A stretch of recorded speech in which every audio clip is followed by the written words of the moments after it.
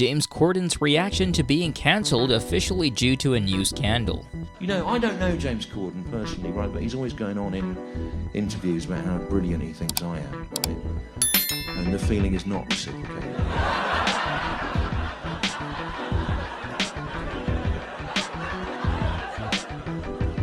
Britain's loss is America's loss also. Lately, the host has been at the center of several controversies that could possibly endanger his career. He was under fire for his words and behavior, and it looked like his shows would be off the air soon. So what happened with James' career? Is he really quitting? In an episode of his show, The Late Late Show, he announced that he had signed one more contract, but it was only for a year. After that, he would be leaving the show for good. He said, "Wait, because I appreciate it. That's really only half the story on this one.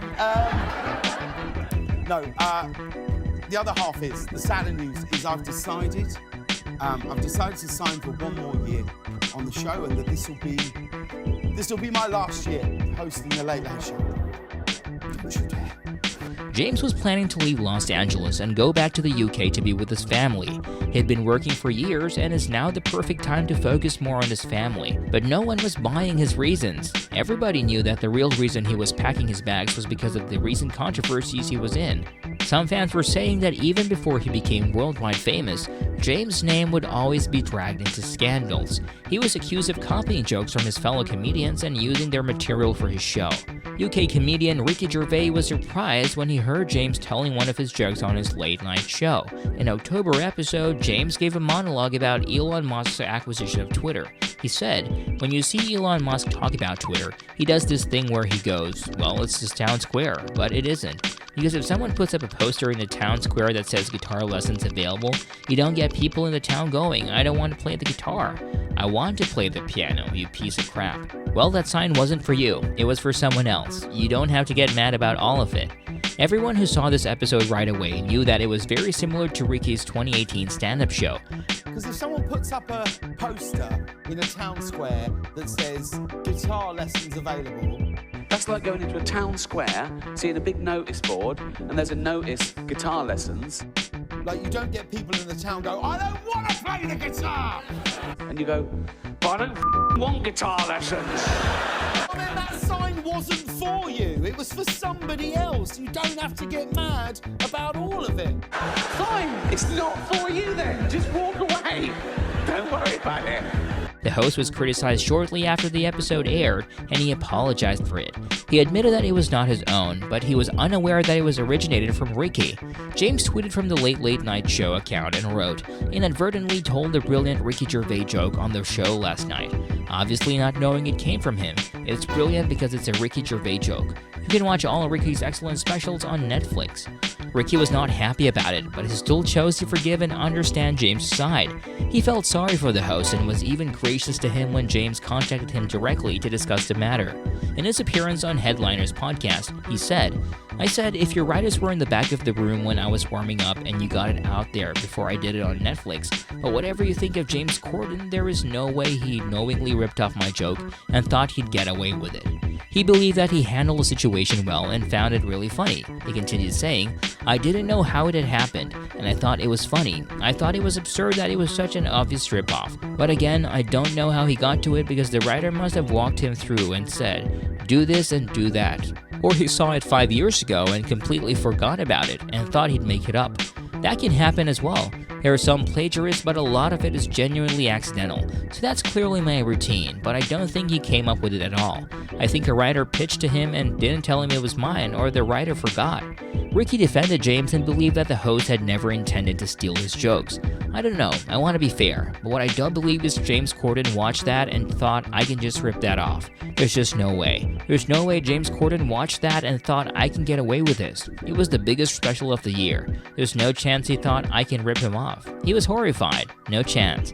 Fans believe that James was innocent because he would not dare use someone else's famous joke on his show, which was watched by millions of people around the world. He had several writers for the show, and it was impossible that James was aware of where the materials came from. But there were still many fans who called him out because this was not the first time that he had stolen from someone in the industry. Apparently, James also copied some material from British baking show host Noel Fielding. A clip of Noel from 2010 telling a joke about the best way to prevent a mugging resurfaced online after James made a similar joke. And he had a knife, basically, and he got his knife out because he wanted my wallet and I didn't have any money, so he was going to stab me, and he got his knife out like that, and it came down like that, and I really panicked. I thought, this is it, I'm too young to know what's happening. And as it came down like that, right at the last minute, I went, "Oi, mate." And he went, "What is it?" Thanks a lot. I find the best way to get out of being mugged, if someone tries to mug you, is just immediate. So if someone comes up and goes, "Give me your wallet, man, give me your phone," just go. If you just go Stuff like that. honestly, if someone goes, "Get your hand over your thing," go. They go like this. They go.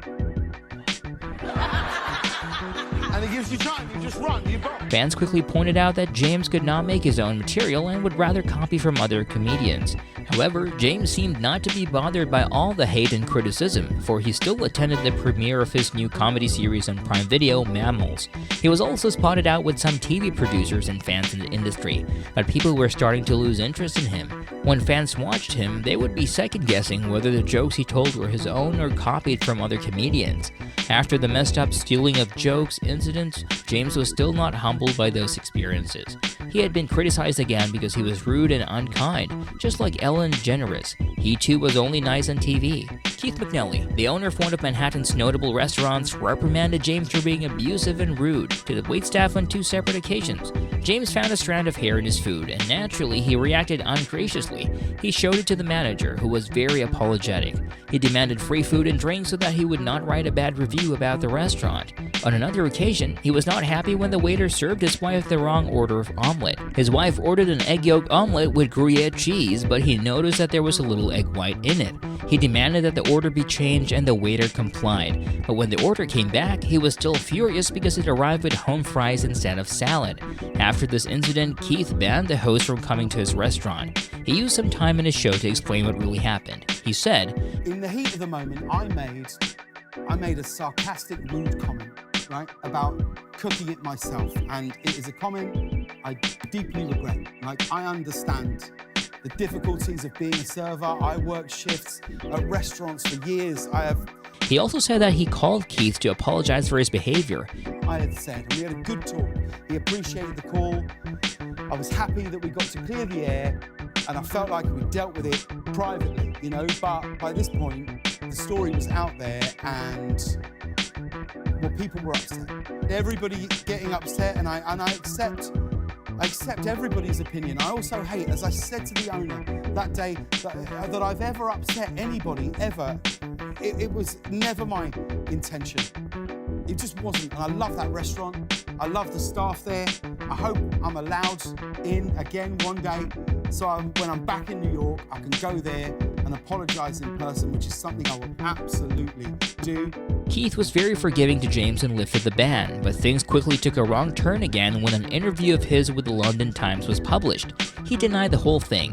Keith posted on Instagram about James lying about the incident. He wrote, "I don't want to over-egg the pudding, but in Friday's London Times, Corden flip-flopped and told a massive lie again. I never screamed at anyone. I didn't shout, didn't call anyone a name or swear or use derogatory language. And now it's fact, and that's that. When that person who posted the story wasn't even there, just so odd." On second viewing, I found his TV confessional contrived and phony. The actor will say anything to save his bacon. In the scheme of things, my opinion means nothing, but after Friday's interview and a second look at his fraudulent confessional, I've given up on James Corden, for good. James also said the same thing in his interview with the New York Times. He said, "I haven't done anything wrong on any level, so why would I ever cancel this? I was there, I get it. I feel so zen about the whole thing because I think it's so silly. I just think it's beneath all of us. It's beneath you. It's certainly beneath your publication. It just didn't make any sense why James would deny this. It was enough that he apologized and was forgiven. That's how life works. We all moved on and learned from our bad experiences. Now, people are starting to judge and cancel James. He only put his name and career at risk. Rumor has it that he was being forced out of his show. It looked like the karmic universe was working after all. Let me know your thoughts in the comment section. Stay tuned for more interesting videos. Are you not entertained? If you are, give this video a thumbs up and subscribe to our channel.